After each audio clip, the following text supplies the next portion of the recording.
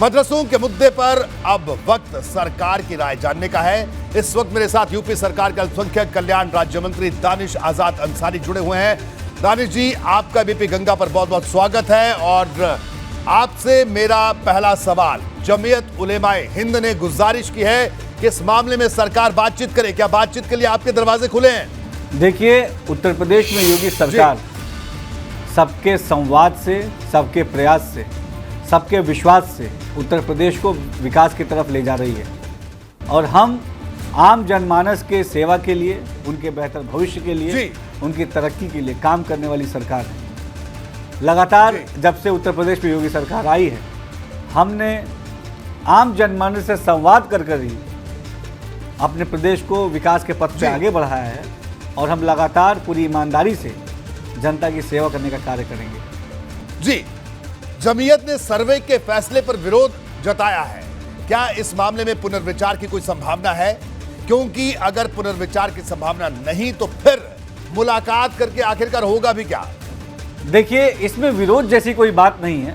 सरकार का मंशा पूरी ईमानदारी से मदरसे के माध्यम से जो हमारे अल्पसंख्यक समाज का, जो हमारा मुस्लिम नौजवान है, उनको बेहतर तालीम, अच्छी शिक्षा और बेहतर रोजगार से जोड़ने का काम करना है। हम लगातार 2017 के बाद से आप देखिए कि योगी सरकार ने लगातार मदरसों को और बेहतर करने की दिशा में सकारात्मक ठोस कदम उठाए हैं। चाहे मदरसों को आधुनिक करने का काम हो, चाहे मदरसों में एनसीईआरटी कोर्स लागू करने का काम हो, चाहे मदरसों में एनसीसी एनएसएस को लागू करने का काम हो। आप देखिए, कहीं भी हमने जो दीनी तालीम मदरसों के द्वारा मिलती थी, दीनी तालीम में कहीं कोई छेड़छाड़ योगी सरकार ने नहीं किया। दीनी तालीम के साथ साथ आधुनिक शिक्षा को भी मदरसे का हमने एक पार्ट बनाया, एक अंग बनाया, ताकि बच्चा दीनी तालीम के साथ साथ आधुनिक शिक्षा भी लेकर समाज के मुख्य धारा से जुड़े। हमारा मकसद ये है कि मदरसों से मौलवी भी निकले, इमाम भी निकले, और उसी मदरसे से डॉक्टर्स भी निकले, इंजीनियर्स भी निकले। इसके लिए हम सबके साथ मिलकर अपने अल्पसंख्यक समाज के जो मुस्लिम नौजवान हैं, उनके बेहतर शिक्षा के लिए, अच्छी तालीम के लिए, बेहतर भविष्य के लिए हम लगातार ईमानदारी से काम कर रहे हैं। और ये सर्वे केवल ये जानने का विषय है कि अगर भविष्य में कोई योजना सरकार बनाती है, कोई पॉलिसी लाती है, सरकार की कई ऐसी योजना है, उसका लाभ उन मदरसों को, उन छात्रों को कैसे मिले, ये चीज़ भी देखना सरकार का काम है। और हम पूरी ईमानदारी से, सबके परस्पर सहयोग से अपने समाज को आगे ले जाएंगे। दानिश जी, जमीयत की तरफ से पूछा गया कि जब प्राइवेट स्कूल, दानिश जी, मेरा एक और सवाल कि जमीयत की तरफ से पूछा गया कि जब प्राइवेट स्कूल चल सकते हैं तो प्राइवेट मदरसों पर सवाल क्यों उठा रहे हैं? उन्हें आपकी नीयत पर शक है, क्या कहेंगे आप? देखिए, सवाल नहीं उठ रहे हैं, ये बात कहना गलत होगा कि कोई सवाल उठ रहा है या कोई शक की निगाह से देख रहा है या कोई गलत मंशा है। अगर आप वो 11 बिंदु जिन पे प्रश्न पूछे गए हैं, जो सर्वे होना, ये केवल एक सर्वे है। सर्वे एक नॉर्मल चीज़ है। हमेशा हमारे समाज में अलग अलग सेक्टर्स में सर्वे होता है कि कभी सर्वे होता है कि कितने युवाओं को रोजगार मिला है, कभी सर्वे होता है कभी कितने लोग शिक्षित हैं, कभी सर्वे में होता है कि भाई कितने लोग अच्छे स्वास्थ्य की तरफ हैं।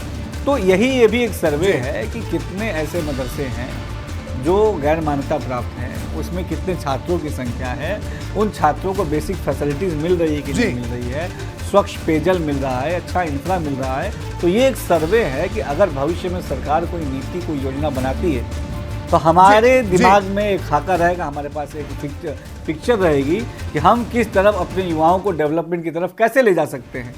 मान लीजिए कि कौशल विकास से अगर युवाओं को जोड़ना है तो हमारे पास अगर आंकड़ा होगा, हमारे पास अगर कोई फिगर होगा, तभी तो हम उस कौशल विकास से उन छात्रों को जोड़ पाएंगे। तमाम अल्पसंख्यक समाज की ऐसी स्कीम है अल्पसंख्यक कल्याण विभाग की, नया सवेरा है, नई उड़ान है, नई रोशनी है, सीखो कमाओ है। अगर इन योजनाओं से उन छात्रों को जोड़ना है तो जब तक हमारे पास कोई पिक्चर नहीं होगा तो हम कैसे उसको जोड़ेंगे?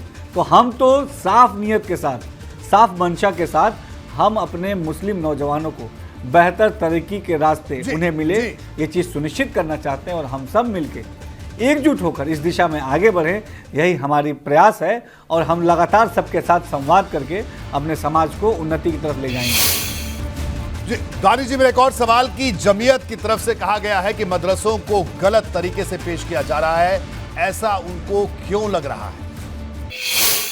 देखिए, मदरसों को कभी भी सरकार द्वारा गलत तरीके से पेश नहीं किया गया है। अलबत्ता सरकार ने हमेशा मदरसों के इमेज को और अच्छा और बेहतर करने का काम जी। किया है। आज अगर पूरे समाज में ये चर्चा है कि मदरसों में आधुनिक शिक्षा हासिल होती है तो एक सकारात्मक चर्चा है। आज अगर समाज में ये चर्चा है कि मदरसे का बच्चा भी दीनी तालीम के साथ मैथ साइंस जी। कंप्यूटर पढ़ता है तो एक सकारात्मक चर्चा है। आज अगर ये चर्चा है कि मदरसों का बच्चा भी एनसीईआरटी कोर्स के माध्यम से समाज के मुख्य धारा से जुड़ रहा है तो एक जी, सकारात्मक जी। चर्चा है। तो सरकार ने हमेशा मदरसों के लिए एक सकारात्मक चर्चा का केंद्र बनाया है कि मदरसे हमेशा सकारात्मक तरीके से सकारात्मकता के साथ एकजुट होकर आगे बढ़े और मदरसा हमारे एजुकेशन सिस्टम का जो माइनॉरिटीज़ के लिए विशेषकर है वो बहुत अहम अंग है और इससे ज़्यादा से ज़्यादा हमारे मुसलमान नौजवानों को इसका लाभ मिले, ये हमारी प्राथमिकता है और हम सबके साथ मिलकर इन चीज़ों को सुनिश्चित करेंगे। जी, दानिश आजाद अंसारी साहब, आपने अपने नारे में सबका विश्वास अब जोड़ा था, लेकिन अभी भी ये विश्वास पूरी तरह से पैदा आखिरकार क्यों नहीं हो पा रहा है?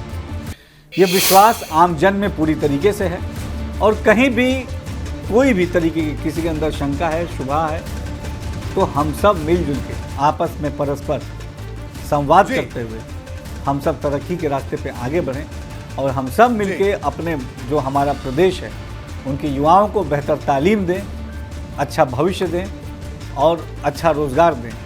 जी। इन मुद्दों पे हमारी बातचीत होनी चाहिए और इन मुद्दों के लिए भी सरकार हमेशा, जैसे अभी एक आपका मंत्री आपके द्वार कार्यक्रम चल रहा है जिसमें उत्तर प्रदेश के मंत्रीगण ग्राउंड लेवल पे जाके गांव-गांव जाके वहाँ के लोगों से संवाद करके योजनाओं को और अच्छे से लागू हो इन चीज़ों को सुनिश्चित कर रहे हैं।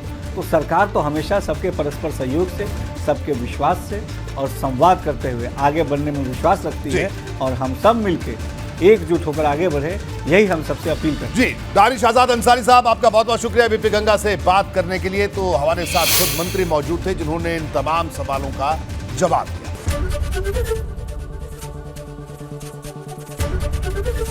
एबीपी गंगा, खबर आपकी, जुबान आपकी।